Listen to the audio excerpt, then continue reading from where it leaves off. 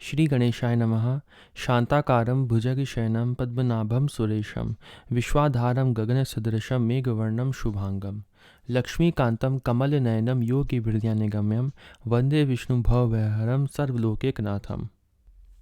प्रहलाद नारद पराशर पुंडरीक व्यासांबरी शुक शौनक भीष्मदालभ्यान रुक्मांगदार्जुन वशिष्ठ विभीषण आदीन पुण्यानिमान परम भागवतान स्मरामि। 49वां छप्पे हम लोग पढ़ेंगे श्री भक्तमाल का।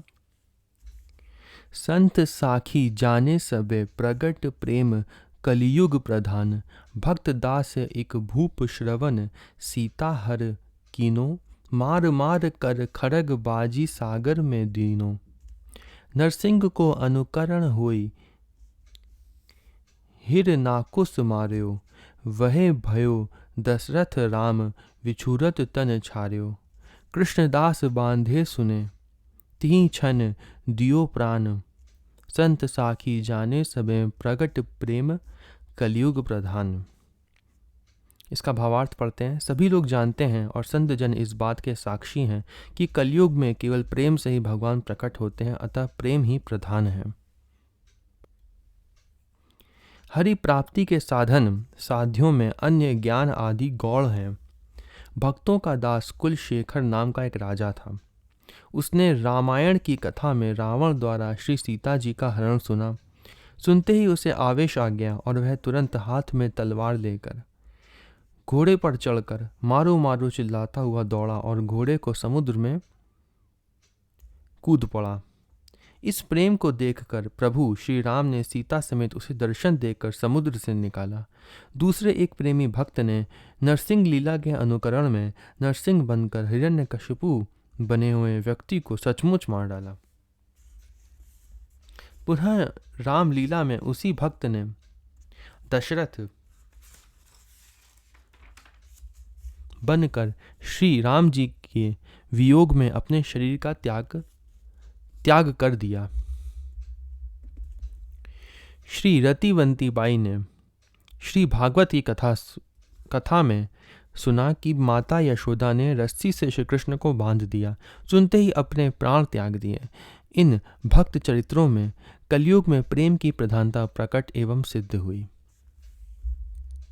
तो इससे हमको पता चलता है कि कलयुग में सब प्रेम प्रधान भक्त थे और प्रेम से ही भगवान को प्राप्त किया जा सकता है।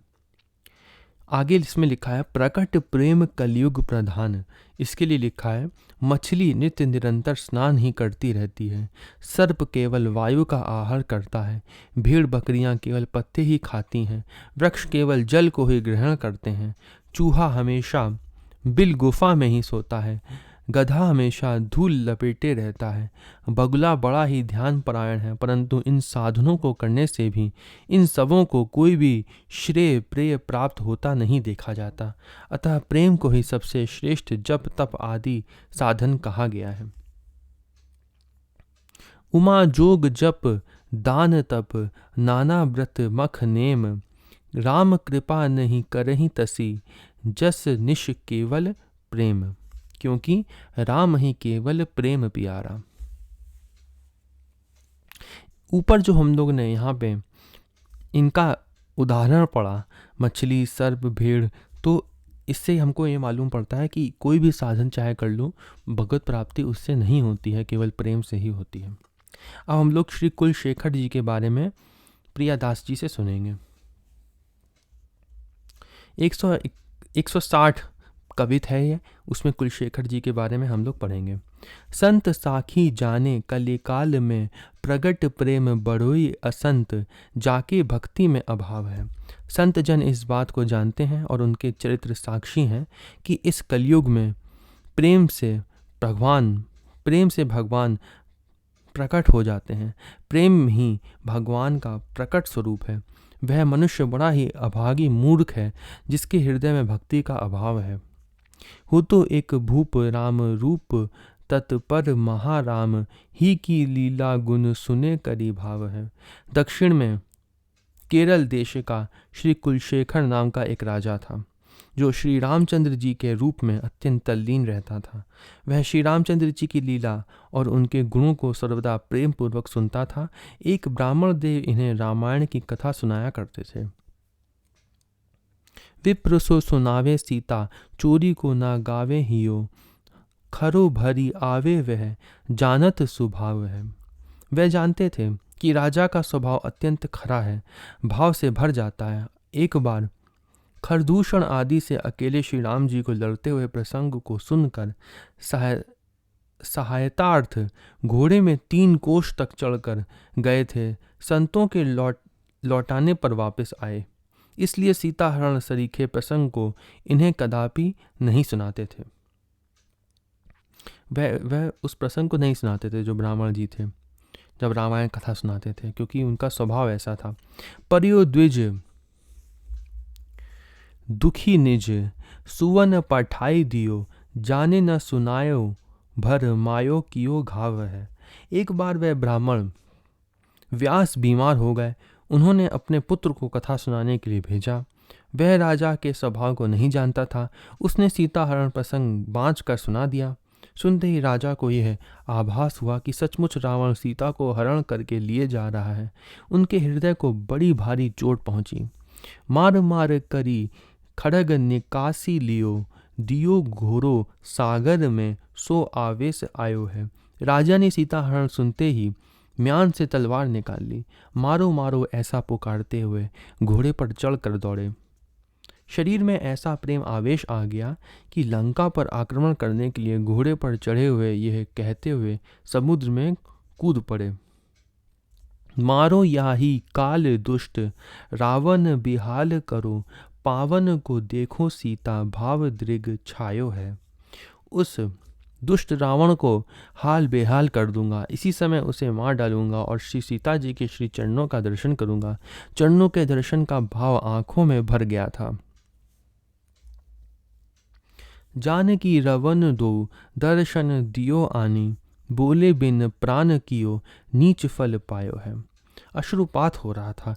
राजा की ऐसी प्रेम विभोर अवस्था को देखकर श्री सीता जी और श्री रामचंद्र जी दोनों आकर दर्शन दिया और राजा से बोले कि उसे तो मैंने मार डाला।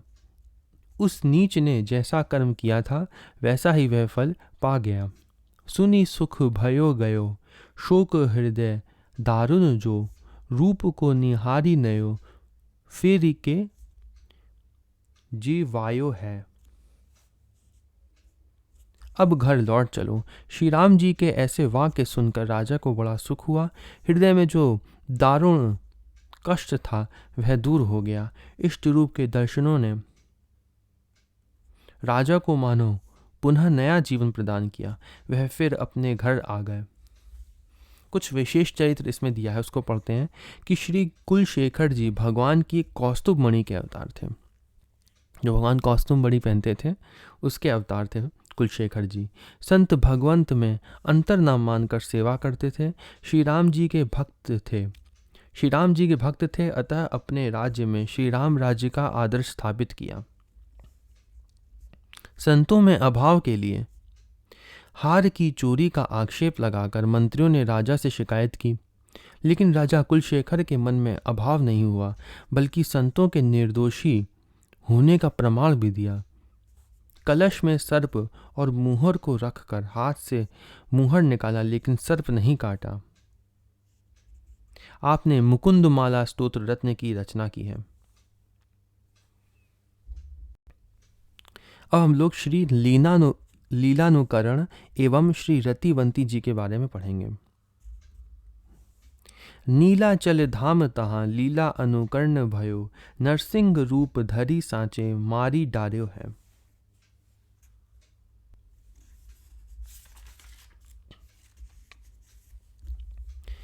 एक बार जगन्नाथ धाम में नरसिंह लीला हुई। उसमें एक प्रेमी भक्त ने नरसिंह का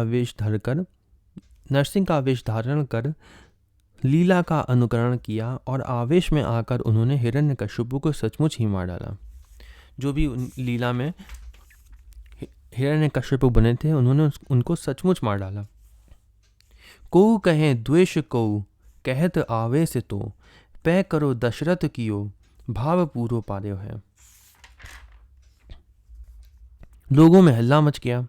कुछ लोग कहते थे कि इसने द्वेष वश मारकर बदला चुकाया है, तो कुछ लोग कहते थे कि इसने आवेश में आकर मारा है। अंत में परीक्षा करने के लिए लोगों ने कहा कि इन्हें रामलीला में दर्शक बनाओ, तब पता चल जाएगा। हुति एक बाई कृष्ण रूप सो लगाई मती, कथा में न आई सुत सुनी कहो धार्यो है।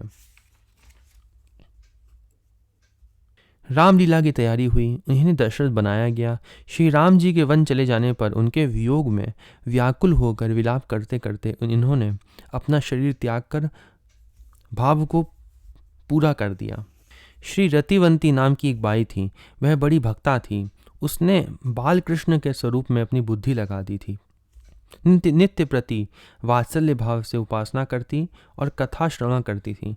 किसी कारणवश एक दिन वह कथा में ना गई। बांधे जसुमति सुनी औरे, भई गति करी दई, सांची रति तन तज्यो मन वार्यो है।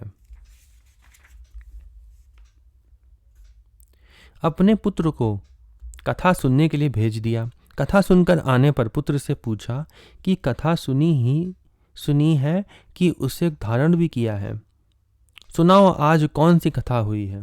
पुत्र ने कहा, आज तो माता यशोदा ने बालकृष्ण की कमर में रस्सी बांधकर उसे उखल से बांध दिया, ये कथा हुई है। नवनीत से भी कोमल कलेवर में बड़ी रस्सी अति कष्टदायक हुई होगी, अतः बंधन प्रसंग सुनते ही बाई जी की और ही दशा हो गई। बालकृष्ण के कष्ट का अनुभव करके इन्होंने अपनी प्रीति को सच्ची करके दिखा दिया और अपने शरीर को मानो नेछावर कर दिया हो। लीला अनुकरण, इसके लिए लिखा है, भगवान की लीला का अनुकरण बहुत प्राचीन प्रथा है। सतयुग में राजा इक्ष्वाकु, त्रेता में स्वयं श्री राम जी विद्या विनय निपुण गुण शीला, खेल ही खेल सकल नृप लीला। श्री काकभुसुंडी जी ने लिखा है, खेलु तहु बाल कन मीला, करो सकल रघुनायक लीला। ये श्री रामचरितमानस का लिखा है। द्वापर में भगवान श्री कृष्ण के रास क्रीड़ा में अंतर्धान हो जाने पर ब्रज देवियों ने लीला अनुकरण किया। ये भागवत में लिखा है। दशम स्कंद के 3 अध्याय का 14वां श्लोक है कि खेद है कि आधुनिक अश्लील चलचित्रों ने लीला अनुकरण, इसकी व्याख्या नहीं दी हुई है इस मंत्र की। आगे लिखा हुआ है कि खेद है कि आधुनिक अश्लील चलचित्रों ने लीला अनुकरण के पवित्र उद्देश्यों को लांछित कर दिया है। बालकों के कोमल हृदय में संस्कार शीघ्र घर कर जाते हैं, अतः स्वयं माता पिता को सात्विक जीवन बिताते हुए बालकों को भी शुभ आचरण की ओर प्रेरित करना चाहिए। कथा सत्संग से जीवन सुधर जाता है। ये टिप्पणी में लिखा था। ये वीडियो यहीं पे समाप्त होती है। अगली वीडियो में हम लोग कर्मा बाई जी के बारे में पढ़ेंगे और सिलपिले भक्ता उभय बाई जी के बारे में पढ़ेंगे, और एक और जो उभय बाई जी हैं उनके बारे में पढ़ेंगे, और दूसरी बाई जी के बारे में पढ़ेंगे। ओम नमो भगवते वासुदेवाय।